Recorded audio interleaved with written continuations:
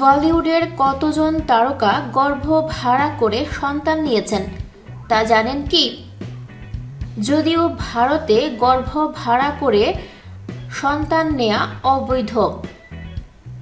2016 সালে দেশটির লোকসভায় এ বিষয়ে একটি বিল পাস হয়,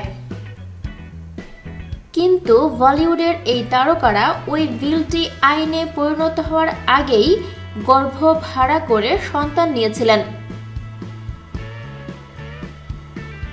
শাহরুখ খান এবং তার স্ত্রী গৌরী খানের এমনিতেই 2 সন্তান ছিল।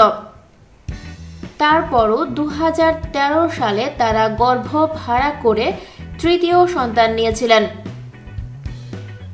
সেই সন্তানের নাম আবরাম।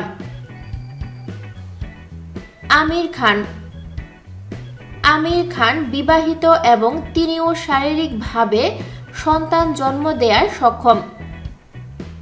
আগের স্ত্রীর ঘরে তার 2টি সন্তান রয়েছে, ফলে প্রস্তাবিত আইন অনুযায়ী তার গর্ভ ভাড়া নেয়ার কথা নয়। কিন্তু বর্তমান স্ত্রী কিরণ রাও একাধিকবার গর্ভধারণে ব্যর্থ হওয়ায় 2011 সালে আমিরও সন্তান নিয়েছিলেন গর্ভ ভাড়া করে। এ সন্তানের নাম আজাদ। কারণ জোহর এ চলচ্চিত্র নির্মাতা বিপরীত লিঙ্গের কাউকে বিয়ে করে বাবা হননি, কারণ তিনি একজন সমকামী। তিনিও গর্ভ ভাড়া করে যমজ সন্তানের বাবা হয়েছেন।